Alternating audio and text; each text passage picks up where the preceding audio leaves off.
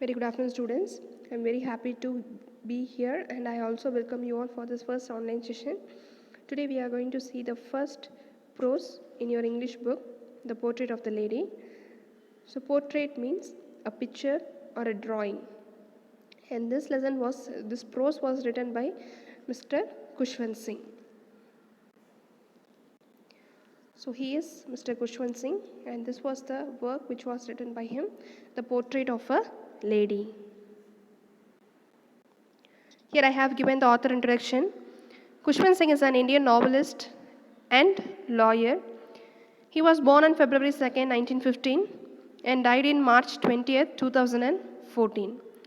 He studied at St. Joseph College, Delhi and King's College, London.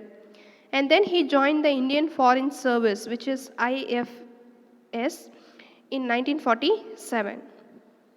He was best known for his keen secularism, sarcasm, and love for poetry. Also, he served as an editor of magazines as well as newspapers. He has awarded so many awards, such as Padma Bhushan in 1974, Padma Vibhushan by the Government of India in 2007, and Sakitya Academy Fellowship by Sakitya Academy of India in 2010. So these are the three important awards which was awarded by him. Apart from this, he awarded Honest Man of the Year Award in 2000, Punjab Ratan Award in 2006, All India Minorities Forum Annual Fellowship Award in 2012, which was given by the Chief Minister of Uttar Pradesh, Akhilesh Yadav. And the last one is Lifetime Achievement Award in 2013, which was awarded before his death. Here I have given some notable works of Kushwant Singh. First one is The Mark of Vishnu, A History of Sikhs, The Train to Pakistan, Success Mantra, We Indians, and Death at My Doorsteps. So before moving into the lesson, I have given the theme of the story because in 11th standard, they will ask the paragraph questions regarding the theme of the story. So for that purpose, I have given the themes. So in this lesson, we are going to delve about two themes. One is bonding and another one is love. So here is the bonding between the grandmother and the grandson, and what kind of love they had. So these are the two things we are going to see in this prose. As I have given in this picture, the bond between grandchildren and grandparents is one that is so strong, it can never be broken. They hold each other's hearts forever. So the bond between the grandchildren and the grandparents is very strong. It cannot be broken at any cost, and it lasts forever. So this is the main theme of the story. Here the lesson starts. I have started the explanation of the lesson. So as we discussed before, this lesson is between the bond between the author and his loving grandmother. So the author is the grandson. So here is the love bond between the author and the grandmother. She has been old and wrinkled. Once she had been young and pretty. So here she refers to the grandmother. Once she was old and his face is full of wrinkles, but even though there were wrinkles, she is looking very young and she is so pretty. And also there is a note given here. Grandfather's portrait hung above the mantelpiece. So in the room there was a portrait. In that portrait, that is the photo, or that is the picture of the grandfather, and which is hanging above the mantelpiece. So this part is called mantelpiece. A mantelpiece means a place which is used to lit the lamp. So that is called mantelpiece. And here they have given the appearance of the grandfather. So this appearance was given as shown in the portrait, or as shown in the picture. So in that picture, so grandfather is wearing a big turban, and also he is having a white beard, a long beard which covered the best part of the chest. And he is looking like 100-year-old man. Here they have given the appearance of the grandmother. This is also an important question which was asked frequently. So the appearance of the grandmother. She is short, fat and slightly bent. So she is a short figure and she is little bit fat and slightly bent. So slightly bent means because of the old age the spine used to bend like this. So that is what mentioned here. So she is slightly bent and the face with crisscross wrinkles. So usually when everyone become old, the wrinkles used to form in their faces. So that is what mentioned here. Crisscross. Crisscross means uneven wrinkles. Though there were wrinkles, she is always beautiful. And she hobbled the house in spotless white with one hand on her waist to balance her stoop and telling the beats of her rosary. So hobbling means moving here and there in the house. So walking unsteadily or moving here and there, that is called hobble. So she used to hobble the house in spotless white. So here spotless white refers to her outfit, spotless white, with one hand on her waist to balance her stoop. So stoop means bent. So he is putting his hand on her waist. So waist means on her hip to balance her stoop. So for the purpose of balance, she is putting her hand on her waist and telling the beads of her rosary. In another one hand, she is using the beads to tell the prayers. She is using the rosary. So this is the rosary. So she is chanting the prayers on another hand. And silver locks scattered over her puckered face. So puckered means also wrinkles. So here silver locks refer to her hair, her white hair. So that is called silver. That is here the author is referring his hair color to silver color. That is why he mentioned here as silver locks. So silver locks means white hairs. She was like winter landscape in the mountains. So her hair is also white, her dress is also white. So she is looking like a winter landscape. So why the winter is mentioned here means that is the snowy season. That is the very cold season which we can see the snow on the floor. So that's why here mentioned as winter landscape on the mountains. Then she breathed peace and contentment. So usually he used to breathe. Actually, this is a comparison. The grandmother is very content, very silent person. She doesn't speak more. She used to maintain silence and peace. Even the peace is on her face itself. So that is why the author says she breathes peace and contentment. Here the story travels. Now we are going to see the rapport between the author and his grandmother. They were very good friends. His parents left him to live in the city. So the grandmother and the grandson are very good friends. His parents means the author's parents left him to live in the city. So the parents left this boy, this author, with his granny, and the parents moved to the city. She used to wake him up, bath and dressed. He loved her voice. She used to wash the wooden slate, yellow chalk, and tiny earthen ink pot and red pen. So during the morning time, the author used to go to school. So his granny wake him up earlier and take him bath and dressed him. While doing all these things, she used to sing some devotional songs. So that is what mentioned here. He loved her voice by saying the prayers, by singing the songs. She used to do all his household duties. So that is what given here. And she used to wash the wooden slate, yellow chalk, and tiny earthen ink pot and red pen. So in this part, he is arranging all those stationary items of the author. She is arranging the slate, chalk, the ink pot, and his red pen. And finally, she is preparing the breakfast for the author. She is preparing chapati with little butter and sugar. So this was the breakfast of the author. Next, the journey to school.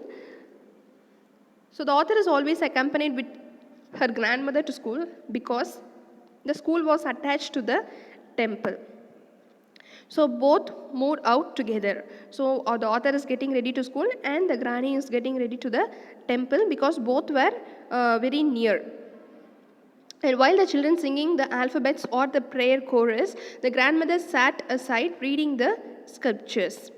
So when the children, because as I said, the school and the temple were so near, when the children were studying the alphabets, the grandmother used to sit in the temples and she used to study she used to learn the scriptures which was in the temple. So after completing, both walked back together. So after completing their own works, both of them went back to home together. Now they confronted the street dogs at the temple door. They threw some of the stale chapatis to the dog. So after completing their classes, after completing their work, they are moving back to their home. While moving to their home, in the streets they used to confront means they want to meet some street dogs, they want to cross some street dogs. So for that street dogs, the grandmother used to take some chapatis to feed the dogs. So while going to home, they used to feed the dogs and they went off.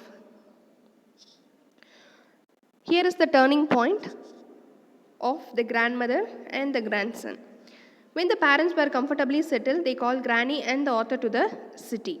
So, as we see before, the parents left this small boy with his granny and they went to the city. So, now they were comfortably settled in the city and they are making a call to Granny and the author to come and live with them. So this was the turning point in their relationship, because in the village they were only two, they were so close, and the author learned many things. But now they are moving to the city life.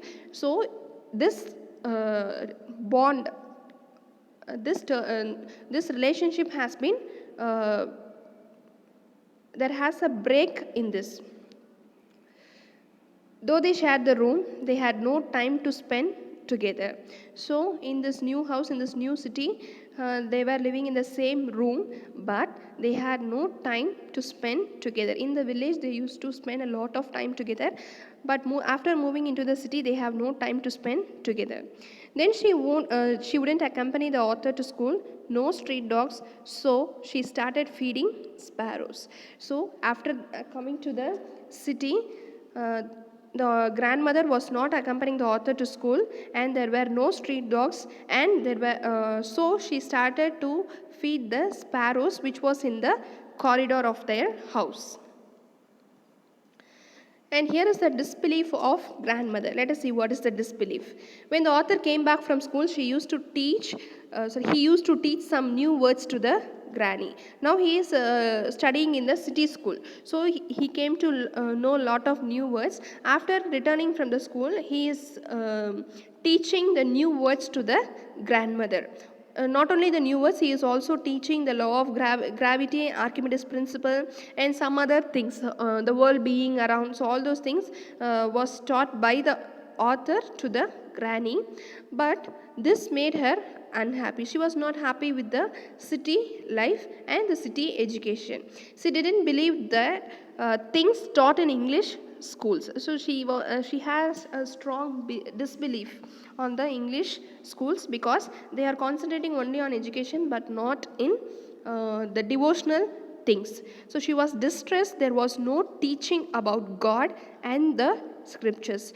When he was studying in the village school, he used to learn the prayers, he used to learn the scriptures. But in this city school, there is no chance to learn about God and the scriptures. So this was the disbelief of grandmother. And here comes the next break. There is a gap bridged between the bond. The author moved to university, so the link of friendship was snapped. So now he is completing his schooling, and he was moving to the university studies. So the friendship was snapped. His grandmother accepted her seclusion. So the author's grandmother accepted her seclusion. So seclusion means the loneliness, the isolation. So she accepted it, and she spent the loneliness with prayers and chantings. From morning to evening, she used to recite the prayers, spinning the wheels and feeding the sparrows. So from morning to evening, she used to recite the prayers with the help of the rosary, and spinning the weaving wheels and feeding the sparrows. So this was the daily routine of the grandmother after the departure of the author to the university. She sat on the veranda and broke the bread into pieces and threw it to the birds. So she sat on the veranda and broke the bread into pieces and threw it to the birds. And she is sitting in the veranda, and she is breaking the bread into pieces and throwing it to the birds. And that created a bedlam of chirping. So bedlam means a great confusion. The confusion was, why the confusion happened means because of the sound of the birds. The sound of the birds is called chirping. So that is the confusion created here, and this was the gap bridge between the bond of the author and the grandmother. And now he is moving abroad after completing his university studies. Now the author is moving abroad. When the author decided to move abroad, the grandmother was upset because she doesn't like the author is going to abroad. She went to the railway station with the rosary by reciting prayers and gave farewell to his grandson. So after the decision was made by the author, the grandmother also moving to the railway station and for the farewell of his grandson. After 5 years, when the author came back home, the granny was there to receive him. So after 5 years, he is coming back from abroad, even though the granny was there to receive the author. She didn't look any older. She looks as it is. She doesn't look any older. Even he could hear the inaudible prayers. Even now she is reciting the prayers continuously. In the evening, she collected the neighborhood, got an old drum, and started to sing the song of the home come warriors. So this was happening in the morning. At the evening time, she called all the neighborhoods, and also she got a drum and started to sing the song of the home come warriors, because the author had come to home. So for that purpose, he used to give thanks to the God. For that purpose, he is singing songs of the home come warriors. And this is the last minutes of the grandmother. The next morning she was ill because of overstraining, because on before day she was continuously singing for an hours. So next day she was ill because of the overstraining, and also she had mild fever. She told that her time is nearing. It means it is the time of death, and she don't want to waste her time talking to others worthlessly. So she don't want to waste her time by talking to others. She want to spend her time by chanting the prayers. So that was the last wish of the grandmother. She lay peacefully in bed and telling her beads. So she is lying in the bed peacefully and telling her prayers. Suddenly, her lips stopped moving. The rosary fell from her lifeless fingers. So suddenly, the family members noticed the rosary fell down from his lifeless. It means she was dead. And the rosary fell down, and her lips stopped moving. So the lips were not moving. We knew that she was dead. Also, the author knew that very well, that she was dead. The author and the family covered her with a red shroud and make the arrangements for the funeral. So now the family members were moving out to make the arrangements for the final rituals. Here we are going to see the real love. And now the grandmother was dead. Her corpse was laid in the courtyard of the veranda. Her corpse means her dead body was covered with a red color cloth. So that is called shroud. And now his corpse was laid in the courtyard means the main place, in the main place in their house. There says thousands of sparrows on the floor, but there was no chirping. So here uh, there were thousands of there were thousands of birds which they were sitting on the floor. Usually they used to make lot of sounds, but now they were very silent. They didn't make any sound. The author's mother threw some broken breadcrumbs, but they won't eat. So the author's mother is taking some bread and she's making it into pieces and throwing it to the sparrows. But usually they eat. This time they didn't eat anything. They were simply sitting.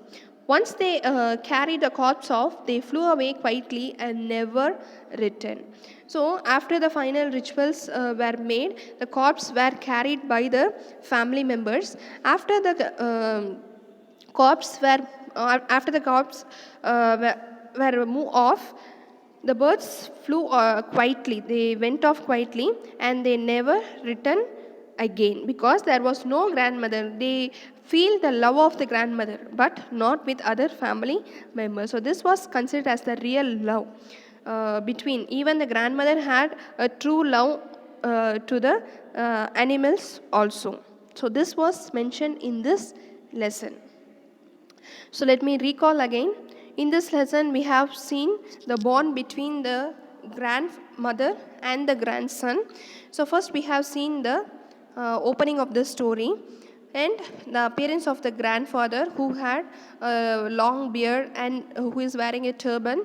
Next we have seen about the appearance. Next the village life of the grandmother and the grandson, how they have spent their happy times in the village. Next there is a break, there is a gap in their relationship, so that is what's seen. After that he moved to university and he moved to abroad, so all those things we have seen. Finally the lesson ends with the true love of the birds. So this was the main theme and main things we have seen in this prose. Hope you all understand. If you are having any doubts, don't hesitate to call me. Thank you. See you all in the next video. Bye.